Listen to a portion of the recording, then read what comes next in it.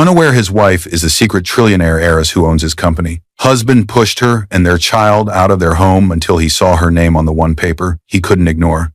He didn't slap her. He didn't scream. He did something colder. In the narrow hallway of the house he called his, Daniel Hale placed one hand on his wife's shoulder and pushed her forward toward the door, not violently, but deliberately. Enough to tell her this wasn't a discussion, enough to tell her she no longer belonged. "Take the kid," he said, already glancing at his phone. "You can stay somewhere else for a while." Legally, the house was marital property. On the title, though, only his name appeared, a detail he now clung to as proof that everything inside it was his. Evelyn stumbled one step, instinctively pulling their 6-year-old son close as his backpack slipped off his shoulder and hit the floor. The boy looked up, confused, clutching his mother's coat. "This is our home," Evelyn said, her voice barely steady. Daniel opened the door and pushed again, firmer this time, guiding them out like an inconvenience, not a family. "No," he said flatly. "This is my house. I paid for it." The door closed behind them. No yelling, no witnesses. Just a mother standing in the night with her child in a sleek car parked across the street where another woman sat watching, waiting. Daniel believed that push erased her. He believed the quiet woman he married had nothing left once she stepped outside that door. He believed the company he ran belonged to him alone. What he never knew was this. On documents he never bothered to read, sealed inside trusts and legal structures older than his ambition, the woman he pushed out was the majority beneficial owner of everything he thought he built. Through layered entities and silent board votes, her family trust had quietly taken control of the company that bore his vision and her money. And while Daniel went back inside, confident and smiling, a different kind of movement had already begun: internal audits, digital trails, and one court paper prepared in silence. Weeks later, Daniel would sit in a courtroom, flipping casually through documents until his hands froze. Because the name he saw on that page was the same name he had just pushed out of his life. And that was the moment his world collapsed. Dear viewers, before we begin, your support means everything. If you're watching without subscribing, it's like letting Evelyn's voice fade into silence. Subscribe now and tell us where you're watching from. Let's get into the story. The first thing that broke the silence was a soft click. Evelyn Hale froze for half a second, her fingers hovering above a puzzle piece shaped like a small blue whale. Her 6-year-old son, Noah Hale, sat cross-legged across from her on the living room floor, his brows pulled together in deep concentration. He was small for his age, with dark hair that never stayed combed, and eyes that noticed far more than adults like to believe. The click came again, a phone notification. Evelyn didn't look up right away, but she felt it. The shift in the room, the change in air. Her husband, Daniel Hale, 37, founder and CEO of a fast-growing tech company, walked past them toward the kitchen. He didn't glance down, didn't smile at his son, didn't slow his step. His phone buzzed again. Daniel looked at the screen and smiled. Not the tired smile he gave Evelyn at night, not the polite one he used for neighbors. This smile was private, light, alive. Evelyn noticed it. She said nothing. The house around them was quiet, modest, and carefully chosen. 2 bedrooms, neutral walls, second-hand furniture polished until it looked new. No framed awards. No expensive art. Nothing that suggested the woman kneeling on the floor could, if she wished, buy the entire street and the 3 blocks behind it. What no one saw in this small rental neighborhood was that the value she could pull with a single phone call sat beyond what most people could even name. Her late father's network of companies had once managed sums measured in the hundreds of billions. By the time everything was consolidated into a single structure, the assets under that umbrella were whispered about in private circles as trillion-level money. Not her personal cash, but a global financial machine she could quietly direct. "Mom," Noah whispered, fitting the whale into place. "It goes here, right?" Evelyn smiled softly. "Yes, right there." Her voice was calm. It always was. That calm had been learned a long time ago. Evelyn had been 23 when she first understood what silence could protect. She stood in a private office made of glass and quiet power. Men twice her age rose from their seats as she entered, not out of courtesy but obligation. Lawyers, board members, family trustees, all of them waiting. Her father had died 3 weeks earlier. Not poor, not quietly. He had been one of those men whose name most people never heard, but whose decisions quietly shifted markets. The architect behind a web of funds and holding companies that controlled pieces of banks, energy firms, tech giants, never loudly branded, always hidden one layer back. His voice still lived in her memory, steady and firm. If people love your money, they will never love you. He had said it the night before she left for college, placing a thin folder on the table between them. If you ever marry, test the heart, not the hunger. That folder became her life. Inside was the blueprint for a world most people never saw. Hale Holdings, Master Trust. She inherited a fortune measured in numbers most people never say out loud. The wealth wasn't stored in cash or homes. It lived in layered trusts, holding companies, and board-controlled entities designed to protect her from attention and predators. Her name was hidden behind legal walls so thick they required court orders and multiple jurisdictions to penetrate. On public paperwork, all anyone ever saw were institutional names and faceless entities. No Evelyn, no hint that a single person stood at the center. She didn't just inherit money, she inherited control without visibility. A board liaison handled formal votes. Professional trustees signed documents. They all knew who the principal beneficiary was, but no one outside that circle did, and she chose to keep it that way. Daniel Hale entered her life 2 years later, long before the suits, the office, and the applause. He was working out of a shared office space, sleeping 4 hours a night, drinking cheap energy drinks, and talking endlessly about building something honest. Not fast. Not flashy, honest. That word mattered to Evelyn. He talked more about the product than the potential exit, more about the people he wanted to hire than the lifestyle he wanted to buy. When he asked what she did, and she said, consulting strategy for family businesses, he just nodded and moved on. He didn't ask which families. He didn't ask what size. He didn't try to impress her with numbers. When his startup, Nexus Point Technologies, needed capital to survive, Evelyn made a single call from a quiet corner. Her legal team created a venture shell, a standard investment vehicle used by the family office. On paper, it had a forgettable name and a registered address in a city Daniel had never visited. The money moved quietly, cleanly. Hale Holdings sat 2 layers above it, invisible. Daniel saw only a committed institutional investor. He never asked who ultimately owned it. Evelyn took that as a sign. He wasn't chasing her for money. Once, months later, when Nexus Point landed its first major contract, Daniel laughed and said, "Whoever that fund is, they must own half the world." Evelyn smiled. He didn't realize that her family structures held a controlling stake in his company, and that as he raised more capital, her trust kept quietly matching and consolidating until her side was the single largest shareholder. She didn't correct him. The puzzle was nearly finished now. Daniel opened the fridge, poured himself a drink, and leaned against the counter. His phone buzzed again. He typed quickly, his back still turned. Evelyn watched him not with suspicion, but with attention. Love, she believed, meant noticing before accusing. She placed the final piece into the puzzle. Noah clapped quietly. "We did it." "Yes," she said, "we did." That night, after Noah was asleep and Daniel was still on his phone, Evelyn walked into the bedroom alone. She knelt beside the closet and slid open a drawer that stayed locked. Inside was a slim folder. No logos, no colors, just black text. Hale Holdings, Master Trust. After the wedding, the trust's lawyers had quietly updated some of the internal paperwork to reflect her married name. The outside world still saw only corporate entities. Daniel had never seen the master document. He'd never needed to. At least, not yet. Evelyn rested her hand on it. She didn't open it. "I promised myself," she whispered into the quiet room, "I'd never need this." Behind her, down the hall, a phone buzzed again. And this time, Daniel laughed softly. Evelyn closed the drawer. The silence stayed, but it felt different now, like it was waiting for something to break. The sound of applause filled the room, and Daniel Hale stood in the center of it.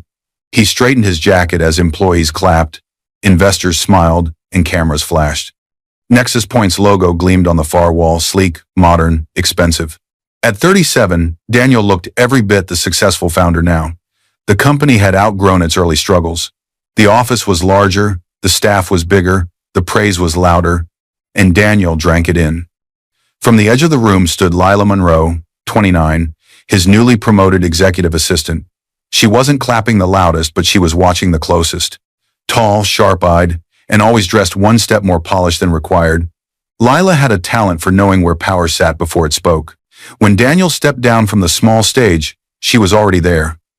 "That was impressive," she said lightly, handing him a tablet before he even asked. "The board loved you." Daniel smiled. "Of course they did." Lila laughed, not too loud, just enough. As they walked, she leaned in slightly, her fingers brushing his arm as if by accident. Daniel didn't pull away. He barely noticed the touch, but his body remembered it. Across the glass wall of the conference room, no one questioned the closeness. Founders were allowed personal gravity. The more successful he became, the more forgiveness people offered his behavior. At the office, everyone knew Nexus Point had a major institutional backer. They didn't know that the quiet board representative, who rarely appeared in person, answered directly to Evelyn's family trust. Daniel treated that investor as a faceless force, useful but distant. At home, the change showed differently. Evelyn noticed it first in the quiet spaces. Daniel stopped asking how her day went, stopped sitting on the floor with Noah, stopped sharing his calendar the way he used to when everything was chaotic and small. They had once used a shared family email and calendar to juggle early meetings and babysitting. Now, most invites went only to his work account, an account Lila managed. When Evelyn asked about a late meeting, Daniel waved it off. Just work stuff. When she mentioned a dinner she thought they'd planned, he frowned. "I never confirmed that." The shared calendar stopped updating. Invitations no longer came. Messages disappeared before she could read them. Not erased, redirected. At the office, Lila had taken over Daniel's private schedule. She filtered calls. She answered emails before Daniel ever saw them. She decided what reached him and what didn't. She told herself it was efficiency. She told herself it was her job.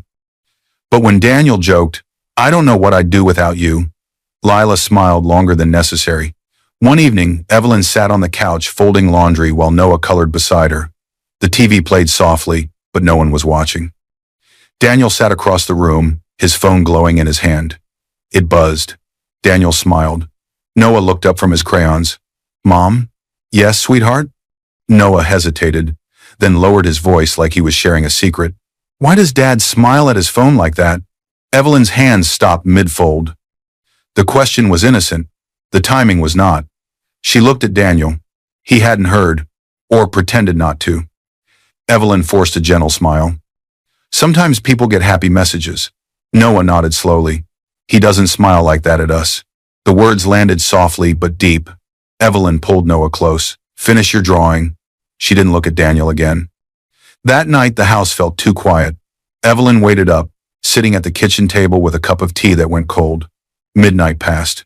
Then later, when Daniel finally came home, his jacket smelled unfamiliar, not of perfume, but of too many hours somewhere else. "You're up," he said, distracted, scrolling through his phone. "I was waiting," Evelyn replied calmly. "For what? For you." Daniel sighed, not angrily but impatiently. Like the question cost him something. Evelyn studied his face. The man she married was still there but slightly out of focus, like a photo that had been handled too many times. She chose her words carefully. "Are you happy?" Daniel didn't look up. "You worry too much," he said. "Everything's fine." He walked past her toward the bedroom, already typing. Evelyn stayed where she was. Silence returned, but it wasn't peaceful anymore. It was crowded with things unsaid. Across town, Lila Monroe sat alone in her apartment, laptop open, phone in hand. She reread the message she was about to send.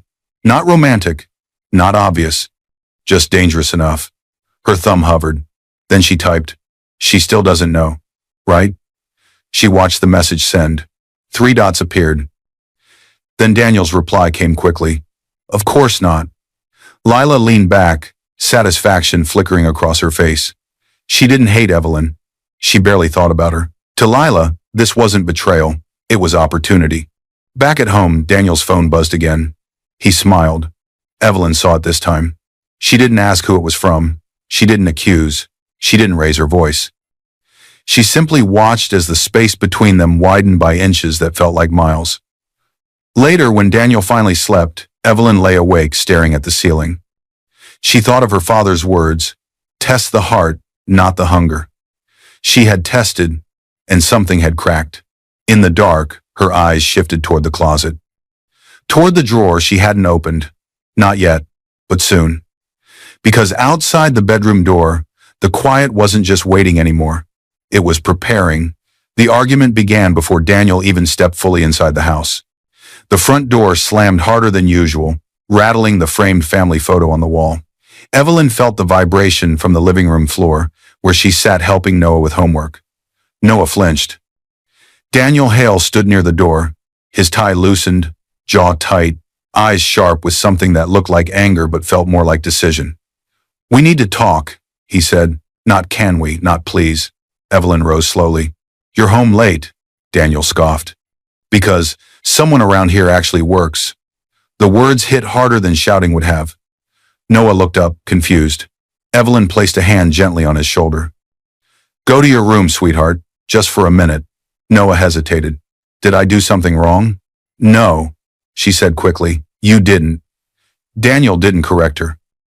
When Noah disappeared down the hall, Daniel stepped forward, arms crossed, pacing like a man preparing a speech he'd rehearsed in his head on the drive over. "I can't keep doing this," he said. "I'm carrying everything. The company, the bills, the pressure." Evelyn listened, her face calm, though something inside her tightened. "I support you," she said. "I always have." Daniel laughed, short and bitter. "Support? You sit at home, you don't contribute, you don't understand what it takes to build something."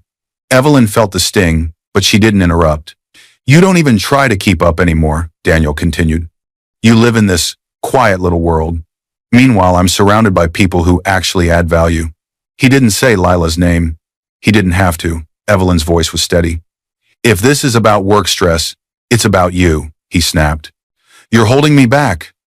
The room went silent. Daniel took a breath, as if calming himself, then spoke again, colder now. "I need space." Evelyn nodded slowly. "Then take it. We can talk about no," he interrupted. "You and the kid can stay somewhere else for a while." The words landed like something heavy dropped on glass. Evelyn stared at him. "Daniel, this is our home." Daniel didn't hesitate. "No," he said flatly. "This is my house. I paid for it. My name is on every document." He didn't mention that legally. Marriage didn't work the way he wanted to believe. In his mind, the person paying the mortgage owned the walls. That was the moment something in Evelyn broke, not loudly, not visibly, but completely. She remembered signing the papers years ago, letting the house be in his name alone, because she didn't want any trail that might tie their personal life back to Hale Holdings. Believing marriage meant shared ground, not weapons. She had trusted him. She had never imagined he would use paperwork as a knife. "Where are we supposed to go?" she asked quietly. Daniel looked away. "That's not my problem right now." "Not our problem, your problem." Evelyn nodded once. "Okay," she said. That surprised him. The packing was silent. No yelling, no thrown objects, no dramatic last words. Evelyn moved with calm precision, placing clothes into a single suitcase. Noah watched from the doorway, clutching his favorite backpack too big for his small shoulders. "Are we going on a trip?" Noah asked softly. "Yes," Evelyn said, kneeling in front of him. "A short one. Will Dad come?" She didn't answer right away. Then, "Not right now." Noah nodded, trying to be brave. Daniel stood in the hallway, arms crossed, watching like a stranger observing a process he'd ordered but didn't want to witness. When Evelyn zipped the suitcase, Daniel checked his phone. A message lit up the screen. He smiled. Evelyn saw it.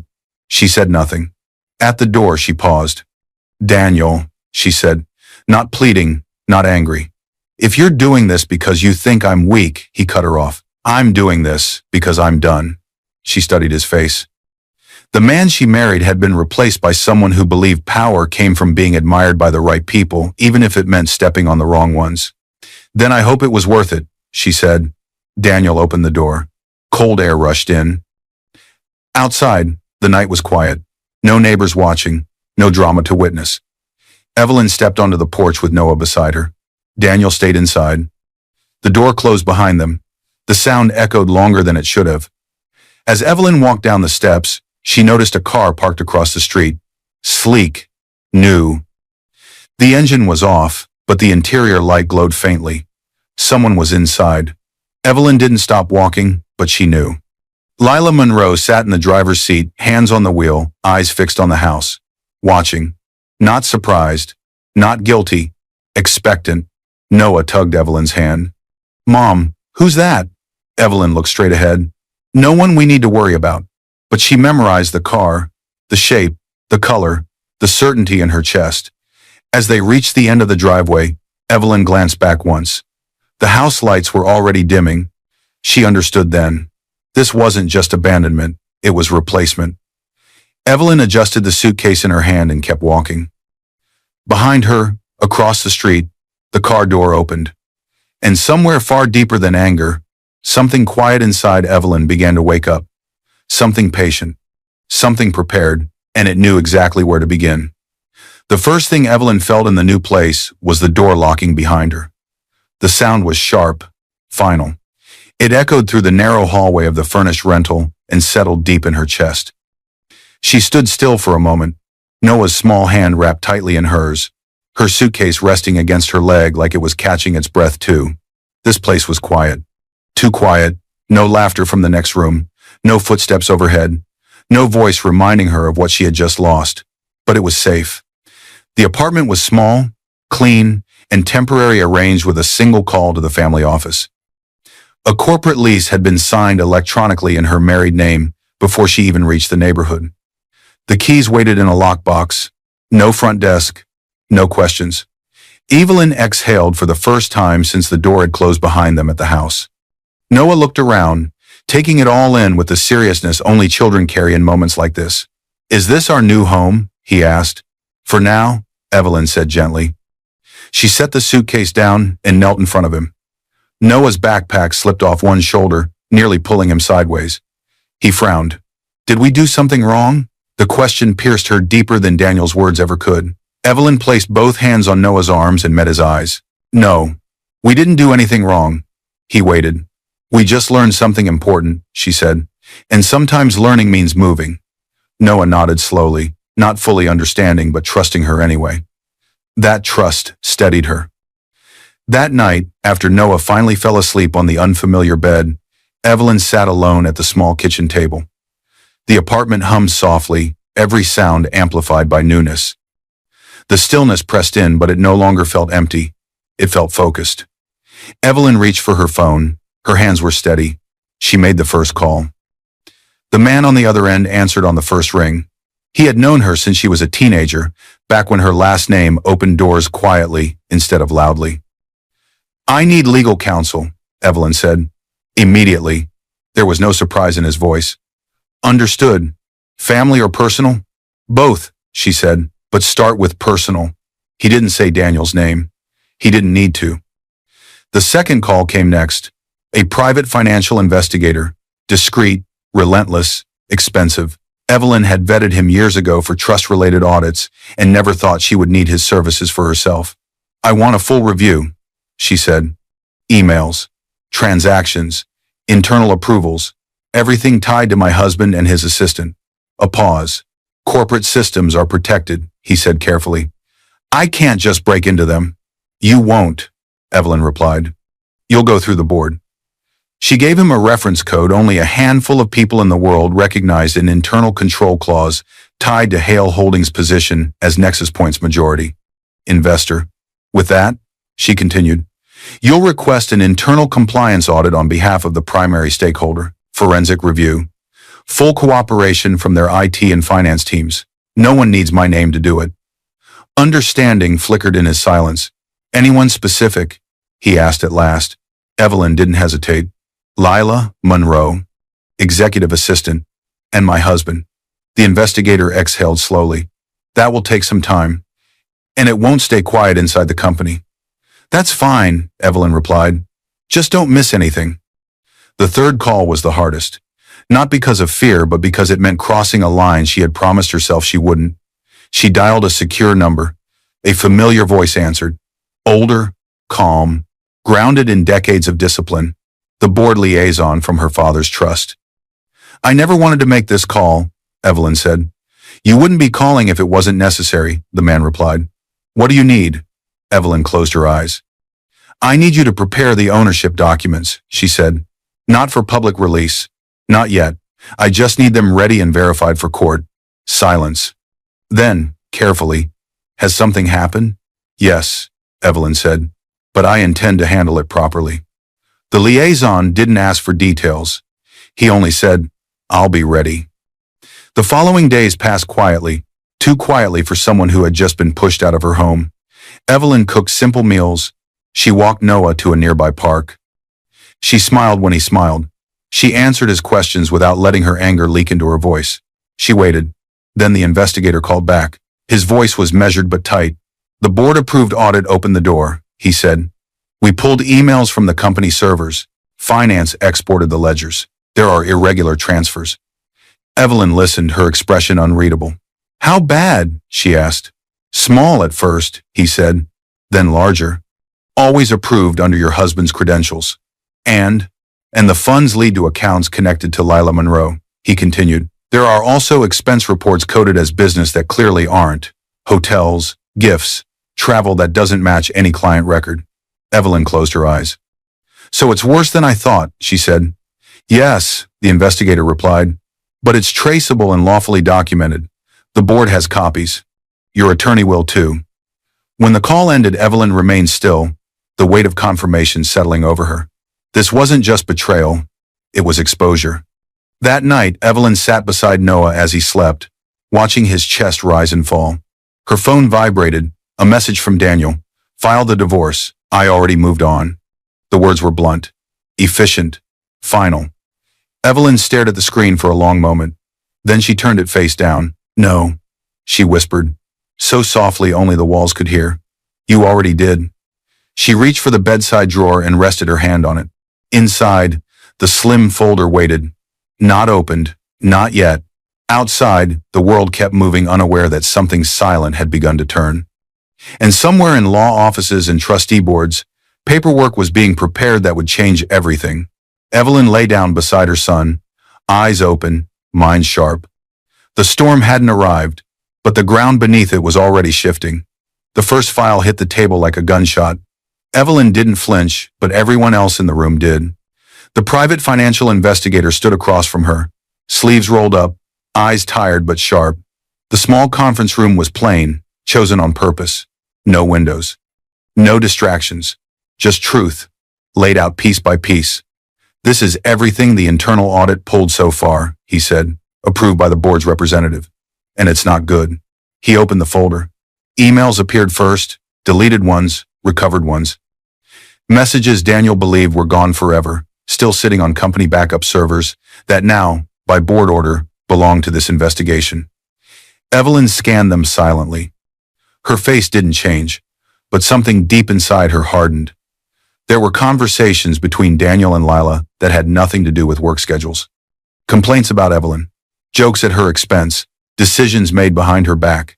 The investigator slid another document forward. Expense reports, he said, approved by Daniel. Some falsified, some disguised. Evelyn's eyes moved line by line. Hotel charges listed as client meetings. Luxury purchases labeled office equipment. Travel reimbursements that matched no business calendar. And then this one matters, the investigator added. A promotion notice. Lila Monroe promoted to a strategic operations role. No formal job description. No board approval. No standard compensation review. Just Daniel's digital signature and a salary adjustment that outpaced similar roles by a wide margin. Evelyn looked up. That position doesn't exist in the original structure. It didn't, the investigator replied, until Daniel created it with a backdated memo. There's also a bonus pool he diverted discretionary funds into. Most of it went to her. The noose tightened. Across town, Lila Monroe stood in front of a mirror, adjusting her jacket. She smiled at her reflection. Everything still looked like it was going according to plan. Daniel had moved Evelyn out. The house was quiet now. His attention belonged to Lila more openly, more recklessly. She could feel the shift, the confidence. You don't have to hide anymore, she told him later that night, running her fingers lightly along his arm.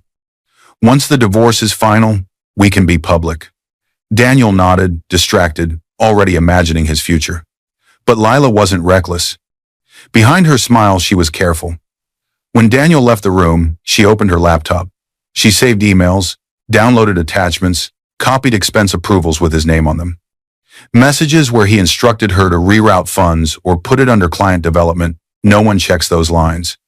She didn't do it out of guilt. She did it because she understood power. And she knew when a man burned bridges too fast, someone always fell with him. She had no intention of being the one underneath. Back in the quiet conference room, the investigator reached the final section. Company funds, he said, used for personal property, nothing subtle. He paused. All tied to Daniel's sign-offs. The audit logs show he overrode finance flags more than once. Evelyn leaned back slowly. So if this goes public, she said, he doesn't just lose his reputation. No, the investigator replied. He loses credibility with regulators, the board, and the court. There's enough here for a formal complaint. Evelyn nodded once. Good. That afternoon, she made another call. Her attorney arrived an hour later. He was older, composed, and spoke only when necessary. He laid out documents with careful precision. Divorce petition, he said, citing abandonment and financial misconduct. The timing of him pushing you out with your child, combined with these records, strengthens your position. Evelyn read it without hesitation. Custody request, he continued, primary. Based on stability, his admitted abandonment in messages, and the pattern of misuse of corporate funds, she signed. Then he reached for a separate folder, thinner. He hesitated before opening it. This, he said carefully, changes the nature of everything. Inside were documents Evelyn had not touched in years. Ownership structures, trust disclosures, board authority summaries, all connected to one entity, Hale Holdings, Master Trust. The attorney studied her face. If this goes to court, he said quietly, your husband won't just lose his marriage. Evelyn finished the sentence without raising her voice. He'll lose his company. The attorney nodded. Completely. The board liaison has confirmed. Your trust holds a controlling stake, with authority to initiate leadership changes, if necessary. Once we attach this to the divorce proceedings, it becomes part of the record. Silence filled the room. Not fear, not regret, resolution. Later that evening, Evelyn sat alone at the Reynolds' small dining table. Noah was asleep in the other room, clutching a stuffed animal he'd carried since he was 3. She stared at the stack of papers in front of her. So many years of restraint, so much silence. She hadn't hidden her identity out of shame, she had hidden it out of belief. Belief that love didn't need leverage, that marriage didn't require proof. She exhaled slowly. That belief was gone. Her phone buzzed. A message from an unknown number. Just one line. I don't know what he told you, but I'm not the villain here. It didn't say who it was. It didn't have to. The timing, the wording, the avoidance of her name, Lila. Evelyn didn't respond. She didn't need to. Everyone reveals themselves eventually. The next morning, she sat across from her attorney again. He slid one final document across the table. It was heavier than the rest. Not in weight, but in consequence. At the top, stamped and sealed, Majority Shareholder Disclosure Court sealed Evelyn's name was printed clearly. Fully spelled, legally undeniable. Not as wife, not as dependent. As the beneficial owner behind Hale Holdings' controlling stake in Nexus Point, the attorney watched her closely. Once this is lodged with the court, he said quietly, and unsealed for the judge, there's no going back. Daniel will see exactly who has held the power this entire time. Evelyn placed her hand on the paper. Her voice was calm. There was no going back the moment he pushed my child out of his home. She stood. The document remained on the table, waiting. And somewhere across town, Daniel Hale was still smiling at his phone, unaware that the ground beneath him had already begun to disappear. The envelope hit Daniel Hale's desk in front of everyone. Not slid, not handed gently, placed firm and unmistakable. The conference room went quiet. Senior managers sat frozen mid-discussion, laptops open, pens hovering. Daniel looked up, irritated, ready to dismiss whoever had interrupted him. A court officer stood there instead. Daniel Hale, the man said evenly, you've been served. The room seemed to shrink. Daniel scoffed and leaned back in his chair. You're doing this here? The officer didn't answer. He simply turned and walked out. Daniel picked up the envelope slowly, eyes scanning the bold heading. Petition for dissolution of marriage. A few people exchanged glances. Someone cleared their throat. Daniel laughed. Loud, dismissive. Well, he said, waving the papers, guess that's settled. He didn't read further. He tossed the envelope onto the table like it was nothing more than a bad joke and forced the meeting forward. Slides resumed. Numbers flickered on the screen. His voice sounded almost normal, but the room never fully recovered. Later, alone in his office with the door closed, Daniel finally opened the envelope properly. He skimmed the first pages. The language was sharp, precise, legal. Petition for dissolution. Primary custody requested. Financial disclosure demanded. Temporary restraining order on asset transfers. Daniel's mouth twisted. She doesn't have the money to fight this, he muttered to himself. She's bluffing with some cheap lawyer. He flipped near the back and stopped. There was an attachment. Not long, not dramatic. Just a clause his eyes snagged on. Financial interest subject to review under Hale Holdings, Master Trust. Daniel frowned. What the hell is that? He said out loud. He knew the name. Hale Holdings was the institutional investor that had backed Nexus Point's early rounds, the one he always called our silent whale. He'd seen it in cap tables and board minutes, but never thought about who sat behind it. Probably some technicality, he muttered. Something for my corporate lawyer to explain away. He didn't sign anything. He didn't respond.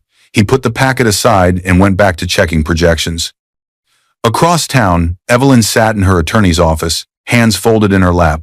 She hadn't been present when the papers were served. She didn't need to be. This will provoke him, the attorney said calmly. He'll focus on the divorce language and underestimate the financial references. That's fine, Evelyn replied. He always has. She thought of Noah, adjusting to a new routine without complaint. Stability mattered now. Control mattered more. On the desk between them lay 2 stacks of documents. The divorce petition, already filed.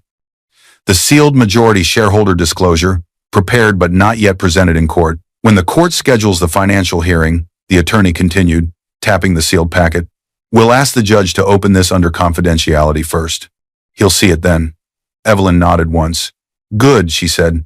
Let the law go in order. That evening, Daniel stormed into his lawyer's office without an appointment. Tell me this is nothing, he said, slamming the papers down. Mark Ellison, a seasoned corporate attorney who had represented Daniel since the early days, adjusted his glasses and read carefully. He scanned the divorce allegations, then lingered on the financials. He didn't speak for a long moment. Daniel frowned. You're being dramatic.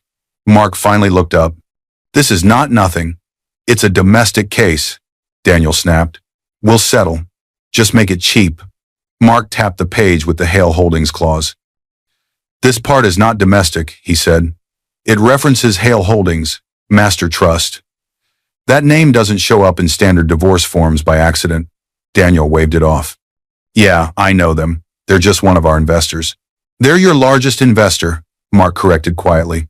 And if this trust language is coming into a family court file, it means someone is tying your marriage to your ownership structure. Daniel laughed, but it sounded thinner now. She's a stay-at-home parent, Mark. She doesn't own anything. Mark didn't smile. The clause doesn't name her, he said. It names the trust. I need to confirm who holds beneficial control and what rights they have. Fine, Daniel shrugged. Do your job. As he reached the door, Mark added quietly, until I confirm, don't move any assets. No large transfers. No sudden sales. If this escalates, everything becomes visible to the court, to regulators, and to your board. Daniel paused. You're overreacting. Maybe, Mark said. But freezing is cheaper than being accused of hiding money, Daniel scoffed. You worry too much. He left, already rehearsing his version of the story in his head. That night, Daniel poured himself a drink in the quiet house. The silence felt different now. Not empty. Exposed. His phone buzzed. Lila's name lit up the screen. Are you okay? He smiled and typed back. Of course, it's just paperwork, she replied quickly. Be careful. Paperwork is how people lose things. For the first time, a small thread of unease tugged at him. Across the city, Evelyn tucked Noah into bed. He looked up at her. Are we going back home soon? Evelyn brushed his hair gently. We're building a better one. She turned off the light and stood alone in the doorway for a moment. Her phone buzzed. A message from her attorney. Ownership verification from the trust will be ready for the hearing. Evelyn closed her eyes. Good, she whispered. She walked back to the small dining table where the sealed document still waited like a quiet promise. Outside, the world went on as usual. Inside court systems and boardrooms, quiet mechanisms were already turning. And Daniel Hale, still convinced he was untouchable, had no idea that the next paper placed in front of him would be the one he could no longer ignore. Lila Monroe knew something was wrong the moment she opened the copy of the court filing Daniel had left on his desk. He'd stormed out of his office to shout at someone in finance, leaving the papers half open. Lila's job had always included keeping his life organized. She told herself she was just checking what chaos she'd need to manage. Her hands trembled not from shock, but from recognition. She sat in her apartment later that night, laptop glowing in the dark, rereading the legal language she'd quietly scanned and then downloaded from the court's online system. This wasn't a dramatic threat. This wasn't emotional posturing. This was careful, surgical, written by someone who knew exactly where to strike. Words like full financial disclosure, temporary restraint on asset transfers, and trust-linked interests involving Hale Holdings. Master Trust stared back at her. This wasn't just a divorce. This was a fuse. Lila leaned back slowly, confidence draining with every line. She thought of Evelyn Hale, not angry, not loud, not desperate, just calm, always calm. That calm suddenly felt dangerous. Lila had entered Daniel's life believing she understood power. She was 29, ambitious, and smart enough to know when a man was rising and when to attach herself to that rise. Daniel had been easy, too easy. Flattered by attention, hungry for admiration, grateful for someone who made his life simpler. When Evelyn disappeared from the house, Lila thought she had won. Now, staring at the filings, Lila realized she had misjudged the woman she replaced. Evelyn wasn't weak, she was quiet. And quiet people didn't fight without preparation. The next morning, Lila arrived at the office early, too early. She watched executives walk past her desk with tight expressions. Whispers traveled faster than emails now. People sensed instability before it was announced. Daniel wasn't in yet. Lila logged into her computer and began copying files. Not randomly, carefully. Emails between her and Daniel. Voice notes he'd sent late at night. Expense approvals with his signature, but her account listed. Messages where he told her to just reclassify it or put that through under client development. No one checks that line. She saved everything to an encrypted flash drive. Then she opened a secure browser and searched for a name she had heard in the halls recently. The external investigator hired for the board review. She had overheard Daniel complain about some guy digging around because the investors are nervous. That was enough. The meeting took place in a neutral location. No logos, no windows, no names beyond first ones. The investigator studied Lila across the table. He saw fear but also calculation. "You're not here to apologize," he said. Lila swallowed. "No. Then why are you here?" She slid the flash drive across the table. "I know how this ends," she said quietly. "I just don't want to be crushed with him." The investigator didn't touch the drive yet. "What's on it?" "Emails," she said. "Approvals, messages, proof that he directed transactions and used company money for personal things. Most of it has his name on it, not mine." "And what do you want in return?" he asked. Lila met his eyes. "I want it on record that I cooperated," she said. "If this goes to regulators, if there are charges, I want them to see that I didn't hide anything. I won't lie to protect him." The investigator leaned back. "That's not immunity," he said. "I know," Lila replied. "But it's better than pretending I didn't know anything until it's too late." He studied her for a moment, then picked up the drive. Later that evening, Evelyn received the call. She listened without interrupting, her expression unreadable. "Lila Monroe wants to cooperate," the investigator said. "She provided extensive evidence. She confirms your husband directed the transfers and created her inflated role." Evelyn paused. "Why?" she asked. "Self-preservation," he replied. "Not remorse." Evelyn nodded slowly. "Tell her this," Evelyn said. "Tell the truth, fully. The law will decide the rest. No threats, no bargaining, just reality." The investigator hesitated. "You understand she helped him hurt you." Evelyn's voice remained steady. "And now she's helping the truth hurt him. That's enough for me." The next morning, Lila submitted her resignation. No farewell email, no explanation, no transition period. By noon, her corporate access was revoked. Her badge stopped working. Her name vanished from internal directories. She packed her desk quickly, aware of eyes watching from behind glass walls. Some curious, some relieved, some calculating their own distance from Daniel. She didn't look back. Daniel found out last. He arrived at the office furious, already irritated by unanswered calls.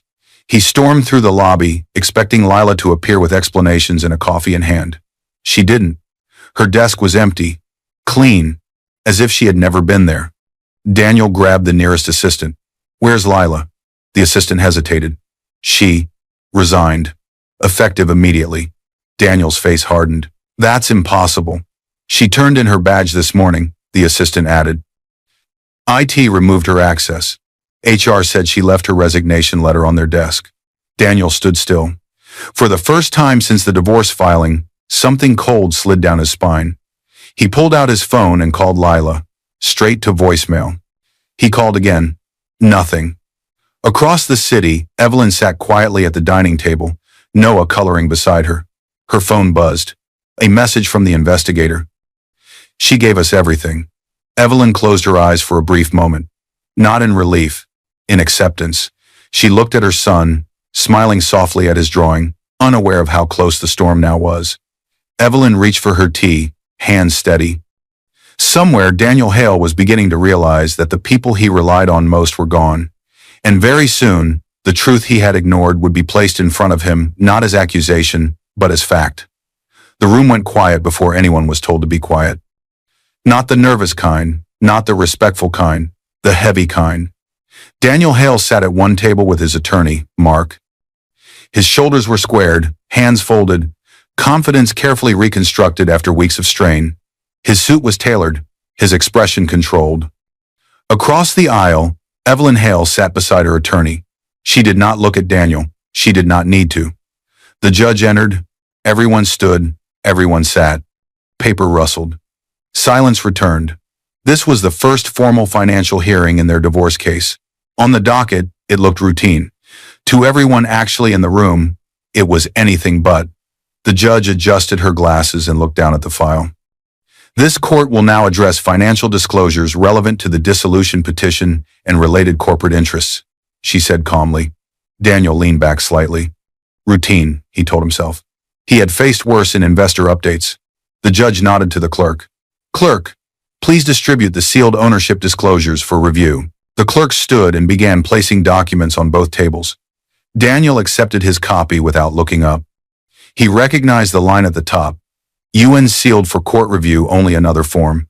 Another distraction. He flipped the first page, then the second. Still casual.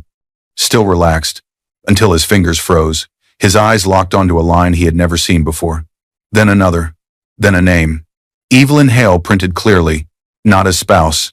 Not as beneficiary. Not as witness. But as majority beneficial owner controlling interest holder via Hale Holdings, Master Trust. Authorized voting authority over Nexus Point Technologies, Incorporated. Daniel's breath caught in his throat. The room didn't move. It didn't need to. He flipped the page again, faster now, scanning as if the words might change if he read them differently. They didn't. The corporate records attached from Hale Holdings board liaison confirmed it. The trust that had funded his company, his silent whale, was not just a big investor. It was hers. His hands began to shake. Across the aisle, Evelyn finally lifted her eyes. This was the first time she had looked at him since the night he pushed her and their child out of the house. Her face held no anger, no satisfaction, just certainty. Daniel looked at her like he was seeing her for the first time. Not the quiet woman who folded laundry. Not the patient wife who listened. Not the mother he had dismissed, but the person he had never bothered to ask about. The person who owned everything he thought was his. Mark leaned in close, his voice barely audible. "Daniel, we need to request a recess." Daniel didn't respond. The judge watched him carefully. "Mr. Hale," she said evenly, "do you require clarification on the document?" Daniel swallowed. I don't understand," he managed. The judge nodded once. "That," she said, "is not the same as the document being unclear." She turned to the clerk. "Please confirm the basis for this disclosure." "Yes, Your Honor," the clerk replied. The ownership records are certified by the trustees of Hale Holdings, Master Trust, and corroborated by Nexus Point's board minutes. The trust holds a controlling stake, and the beneficial owner named is Mrs. Evelyn Hale. Daniel's heart pounded. Trust, control, his company, all tied to the woman he had pushed out of his home. Evelyn's attorney rose. Your Honor, he said calmly, the petitioner chose not to disclose her financial position during the marriage, which she is legally permitted to do under these trust structures. However, given the allegations of financial misconduct and misuse of corporate funds by Mr. Hale, her ownership is now directly relevant. Daniel's attorney stood quickly. This is highly irregular. My client was never informed. The judge raised a hand. Not being informed, she said, is not the same as the structure being illegal. She looked back at Daniel. Mr. Hale, she asked, her voice firm but not unkind. Were you aware that your company's majority investor was a trust controlled by your spouse? The question hung in the air. Every eye turned toward him. Daniel opened his mouth. No words came out. He closed it again. Nothing. For the first time in his life, confidence failed him completely. Silence answered for him. Evelyn exhaled slowly. Not in relief, in release. Years of restraint, years of choosing love over leverage. All of it had led here not to revenge, but to truth. The judge made a note. Let the record reflect, she said, that Mr. Hale was not aware of his spouse's controlling ownership interest. She paused. And let the record further reflect that this does not alter the validity of that ownership. Daniel's phone buzzed in his pocket. He didn't check it. He couldn't. Because the ground beneath him, the company, the identity, the power had already cracked. And as the judge turned to the next issue on the docket, financial restraints and referrals, the man who thought he owned everything finally understood. He had never even read the fine print. The gavel didn't need to be loud to destroy him. It came down once, sharp, final. Daniel Hale felt the sound more than he heard it. It traveled through the table, through the chair, straight into his chest. For a brief moment, the room spun not because the judge was speaking too fast, but because his world was falling apart faster than his mind could keep up. The judge's voice was calm, almost gentle, as she delivered the sequence that would undo him. Based on the evidence presented, this court grants the petition for dissolution of marriage. Daniel's hands clenched. Primary physical custody of the minor child is awarded to the petitioner, Mrs. Evelyn Hale. Mr. Hale is granted scheduled visitation, as outlined in the parenting plan. His throat tightened.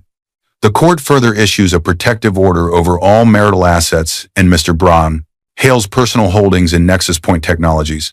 No sale, transfer, or encumbrance may occur without court approval. Mark Ellison, his attorney, lowered his eyes. Finally, the judge continued. Given the documented misuse of corporate funds and the corroborating testimony provided through the board-authorized audit, this court is referring the financial evidence to the appropriate regulatory and prosecutorial authorities for review. Silence followed, not shock, not outrage. Just the quiet recognition that nothing in that room could undo what had been said. Across the aisle, Evelyn closed her eyes briefly. Not in victory, in completion.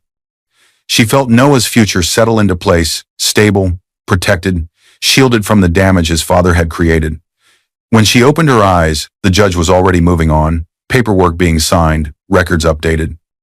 The process continued without ceremony because justice didn't need drama to be devastating. The board meeting happened that same afternoon. No speeches, no inspirational slides, just an agenda item. The Hale Holdings representative joined via secure video. With the majority stake now openly tied to Evelyn, no one in the room misunderstood whose wishes were being expressed when the representative spoke. A motion was read.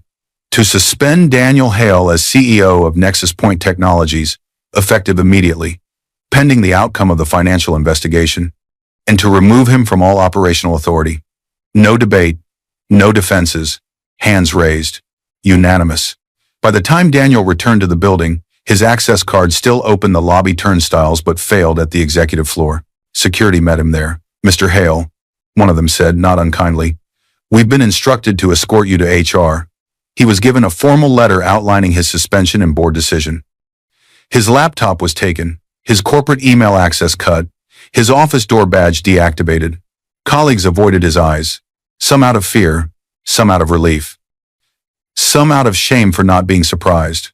By evening, the story had leaked. Headlines spread quickly through industry news and social media. Founder suspended amid financial probe, majority owner revealed as estranged spouse, board moves to stabilize Nexus Point after internal audit. The man who claimed to have built everything now had nothing solid to stand on. Daniel wandered through the city like a ghost. Every place he once felt respected now felt hostile. His phone buzzed endlessly, messages from reporters, calls from people pretending to care, silence from those who once promised loyalty. Lila never called. Mark sent a single text. Given today's developments and the criminal referral, I can no longer represent you. I recommend independent counsel, experience in white-collar defense. Daniel stared at the message until the screen dimmed. Outside the courthouse, earlier that day, Evelyn had stepped into the late afternoon light. The air had felt different, lighter. Like something heavy had finally been lifted from above her, not from her. Daniel had seen her and rushed forward, his composure finally cracked. Evelyn, wait.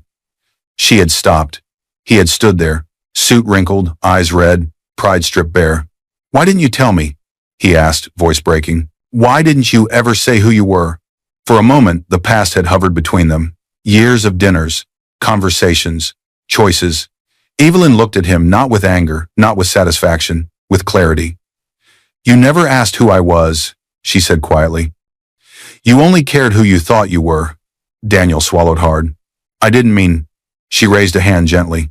It doesn't matter what you meant, she said. It matters what you did. She turned and walked away. Daniel stood frozen as she disappeared into the crowd. That night, Evelyn returned to the small rental home. Noah ran to her, smiling wide. Did we win? Evelyn knelt and hugged him tightly. We're safe, she said. That's what matters. As Noah laughed and pulled her toward the kitchen to show her a drawing he'd made, Evelyn glanced back once at the door. At the quiet space where fear used to live, it was gone. But something else was coming. Something final. And as she closed the door behind her, the world prepared to witness the last step of Daniel Hale's undoing. Not in court, not on headlines, but in the quiet place where power finally sat where it belonged. The room waited for Evelyn Hale to speak. It wasn't the tense waiting of fear or uncertainty. It was the kind that followed authority, quiet, respectful, deliberate. A long table stretched across the boardroom, polished to a mirror shine. Men and women in tailored suits sat on both sides, documents aligned, pens ready. The Nexus Point logo glowed on the wall, smaller now beneath a new line of text noting its parent entity. At the head of the table sat Evelyn. Same straight posture, same calm presence. But everything else had changed. No hiding, no silence for protection. She presided today not as a temporary figurehead, but as the majority owner whose control had finally stepped out of the shadows. The board liaison from Hale Holdings sat to her right, more an advisor than a handler now. Beside her, in a chair slightly too big for him, sat Noah, now 7, his feet swinging gently as he drew in a small notebook. He hummed to himself, safe, unaware of the weight in the room. A senior executive leaned toward another and whispered, barely audible, "They respect her." Evelyn heard it anyway. She didn't smile. She didn't correct the tone. She simply replied, just as quietly, "They always respected the company. Now they know who protects it." The executive nodded, understanding settling in his eyes. The meeting moved forward. Reports were presented. Decisions were made. The company that once carried Daniel Hale's ego now carried something different. Structure, oversight, boundaries. The financial controls tightened after the scandal. An independent audit committee answered directly to the board, not to a single charismatic founder. Travel and expense policies were rewritten. Personal use of funds was explicitly banned, not informally overlooked. Evelyn listened more than she spoke. When she did speak, it was precise, clear, final. No one interrupted her. No one needed to. She wasn't there to play CEO. The new, qualified CEO, someone who had built companies without stealing from them, handled day-to-day operations. Evelyn handled direction, stability instead of spectacle. At the end of the table, the board liaison slid a single document forward. "This is the last item," he said. The paper wasn't dramatic. No bold warnings. No threatening language, just resolution. It formalized the final pieces. Daniel Hale's permanent removal from all positions, his shares converted and placed into a monitored structure under the court's orders. The company's commitment to cooperate fully with regulators, and a governance charter that ensured no one person could quietly reroute funds again. Evelyn looked at the document for a long moment. She remembered the night she had knelt beside a locked drawer, promising herself she would never need what was inside. She remembered Noah asking if they had done something wrong. She remembered Daniel's voice saying, "This is my house." She picked up the pen. No anger, no triumph. Just clarity. She signed. The sound of the pen scratching paper echoed softly. When she finished, she set it down. "That concludes today's agenda," she said. The board stood. Some offered their hands. Some simply nodded. Evelyn didn't wait for applause. Outside, the afternoon sun rested gently on the building's glass facade. Evelyn walked out with Noah, her hand resting lightly on his shoulder. "Are we done?" Noah asked. "Yes," she said. "We are." He smiled. "Can we get ice cream?" Evelyn laughed softly. "Yes, we can." They walked down the steps together, free, whole, unbroken. Behind them, the doors closed not as an ending, but as a boundary she no longer needed to fight to cross. Across town, Daniel Hale sat alone in a small apartment. No photos, no awards, no visitors. His phone lay face down on the table. It hadn't buzzed all day. He stared at the wall, replaying moments that now felt unreal, laughs that had vanished, confidence that had dissolved, a life he thought he owned. He finally understood something too late. Power had never shouted in his house. It had waited in drawers he never opened, in questions he never asked, in a woman he never really saw. That evening, Evelyn tucked Noah into bed in their new home, not the temporary rental. A simple, warm place she chose herself, purchased through a straightforward structure in her own name this time. No secrecy, no hidden titles. Just a house where every room felt like theirs. Noah looked up at her sleepily. "Mom? Yes? You're not sad anymore." Evelyn paused, then smiled. "No," she said, "I'm not." She turned off the light and stood in the doorway for a moment, listening to his breathing steady. She walked into the living room and looked around. No trophies, no luxury for show, just peace. Evelyn sat down, closed her eyes, and let the quiet settle, not as silence, but as strength. Because some people never need to prove who they are. They only need the right moment to stop hiding it. Power doesn't need to announce itself. It only waits for the moment it's needed. I hope you enjoyed watching this story as much as I enjoyed creating it. If it moved you, like, share, and comment on the lessons you learned. Let me know where you're watching from in the comments below. I'll see you in my next video. Welcome to the Story Channel. Before we begin, I'd like to share a few notes. The content in this video uses AI-generated images and voice narration, combined with the channel's creative editing. Everything is intended solely for entertainment purposes and does not depict or reflect any real events or real people. Hope you enjoy the story and have a great time watching.